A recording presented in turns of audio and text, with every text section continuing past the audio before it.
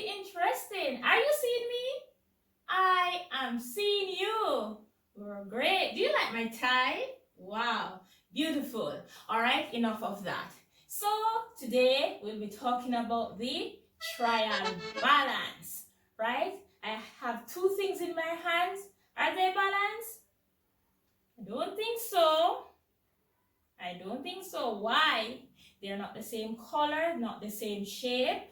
All right, so we are not the same size. All right, so we are going to be looking at the trial balance. And remember, the key word there is balance. All right, so what is a trial balance? Great. The trial balance is a list of balances in the books of accounts. Did you hear that? Balances. It deals with balances.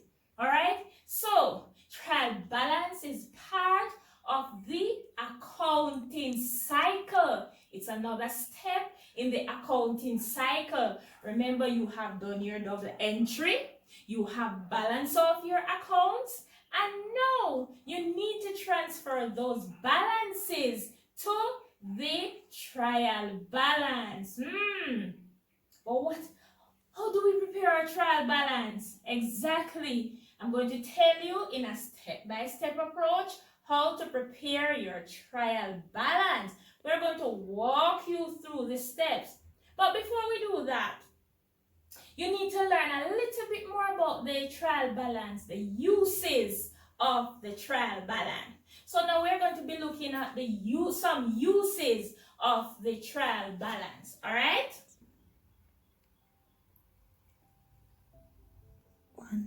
All right, so here we have some uses of the trial balance.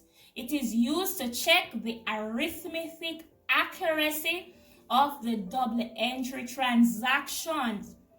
It is used to check that the books balance. That means to every debit there has been accompanied by a credit entry. It is used to ascertain the net amount of errors, should an error or errors have been made, and it is used as a basis from which financial statements are prepared. Financial statements I'm referring to are the trading and profit and loss account and the balance sheet. We also have some reasons or purposes for preparing the trial balance. It is used to check the accuracy of a double entry transaction. It facilitates the preparation of financial statements of the business. All right, let us now look at the steps in preparing the trial balance. How do we prepare our trial balance? First, we draw up our T account. Next, we enter the transactions in the appropriate accounts or the appropriate ledgers. Remember, we have our purchases ledger, our sales ledger, our debtors ledger, our creditors ledger. After that, we balance off our account. Then we transfer those balances to the trial balance. Remember, after we have balance off our account, some accounts have a debit balance or a credit balance. Those are the balances that we will transfer to our trial balance. After we have balance of our account, remember some accounts are closed. That means there's no outstanding balance. It does not end with a debit or a credit balance. We would not include those in our trial balance. Those accounts are closed. After we have done all of that, we will now add up both sides of the trial balance. And when we add up both sides of the trial balance, both sides should agree, both sides should be equal. So whatever amount is on the debit side in our total, the same amount should be on our credit side. All right, the same amount. If that does not happen, an error was made. All right, so now I'm going to be showing you a sample of an activity that we will be using to prepare our trial balance. So here we have our sample activity. So here is an activity that we will be using to prepare our trial balance. Remember the steps in preparing our trial balance? We draw up our T account, we enter our transaction in the appropriate accounts or the appropriate ledgers. After we have done that, we balance off our account. After we balance off, we now transfer the balances to the trial balance. Only balances. If the account was not balanced off, you cannot transfer any balance. You need balances to put into the trial balance.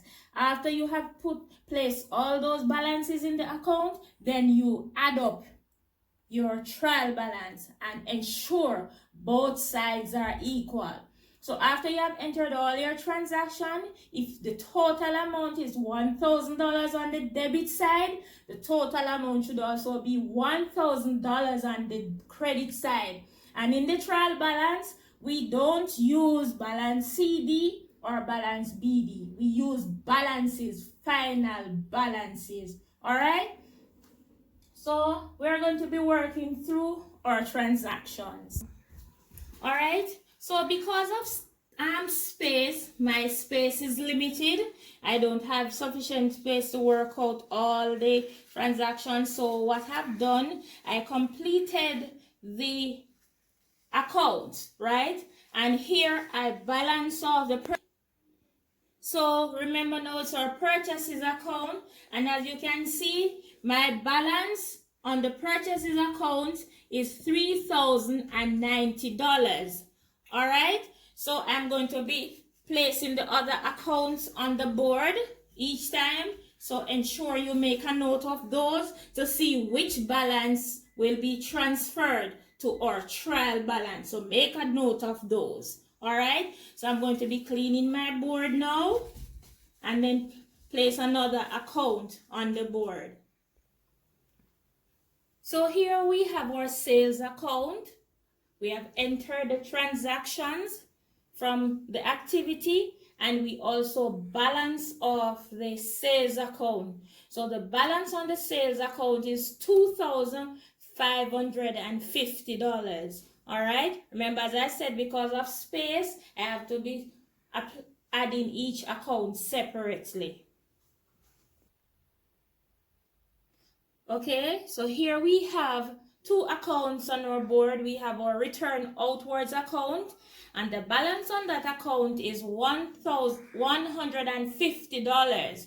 Remember, BD tells us the balance on the account, and that account has a credit balance of $150.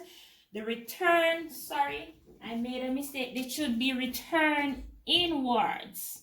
I know some of you are saying, but miss, so this should be return inwards. So this should be the return inwards and not outwards. So we have our return inwards account, and the balance, it has a debit balance of $160. Please make a note of those, which side the balances falls on. Is it a credit balance or a debit balance? We will find out if our transactions are correct when we go over. So now we have two more transactions on the board. We have D small, and if you observe, you can see that D small account is closed. D small does not have any outstanding balances on his account. Therefore, it is not showing any BD or CD, right? He had purchases of $680 on May 1. However, on May 10, some were returned, and on May 22, he paid the remainder $530 in cash. So both sides of that account are equal. They are balanced, right? So A Lion, right? A Lion has a balance of $1,410 on his account, and A Lion is a creditor account or an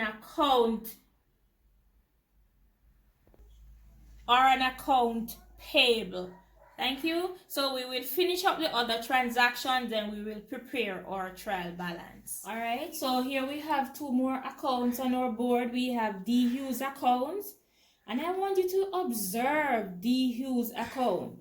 right? So on May 6th, there was a sales transaction of $600, and on May 30, he paid $600 in cash. So his account has been balanced and there's none amount that is outstanding. So his account does not carry a balance CD or a balance BD. Whenever it is like that, we said those accounts are closed.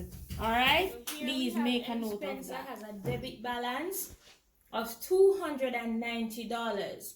So students, remember to make a note of the account that carries debit balance or credit balance. All right, and our final transaction will be the cash account. So here we have our final transaction after we have completed our double entry and balancing of the cash account. So the cash account has a balance of $570, and please note the side that the balance is on. It has a debit balance of $570. Now we are going to be moving on to the other step in preparing our trial balance. So now I'm going to clean my board and I'm going to be entering up the trial balance. So here is how the structure of our trial balance is laid out. We have the name trial balance as at May 31, 2017. As long as a date was given, you use the date. So remember, you get a mark just to write up the name trial balance as at May 31. Next, you have your columns. You have a particulars column or the transaction, the name of the accounts column. You have a debit column and you also have a credit column. As you can see, I've entered the transactions that has balances. So now I am going to be entering the balances that were on the account, right? You can always go back and see the balances. So the purchases account had a debit balance of $3,090. I write it there. The sales account had a credit balance of $2,550. And remember, by principle, purchase is always a debit balance and sales is always a credit balance. Also, return outwards, always a credit balance. So, return outward had a credit balance of $150. Return inwards had a debit balance of $160. A. Lyons and Son had a credit balance of $1,410. M. Spencer had a debit balance of $290. And the cash account had a debit balance of $570. Now remember, the total amount on the debit side must equal or agree with the total amount on the credit side. So let us check our total to see if the trial balance agrees. All right, so here we have our total. All right, so when we add 3,090, 160, 290, 570, we should get 4,110. 2,550 plus 150 plus 1,410, we should also get 4,110. All right, so this is saying our trial balance is correct, or transactions, they agree. However, you will understand further that there still can be error in the trial balance. If you notice, there's no balance CD or BD in our trial balance. Remember, our trial balance is a list of balances from the various accounts. All right, so please make a note of that, and we are going to be doing further practices with our trial balance. Okay guys, that's a wrap. Total debit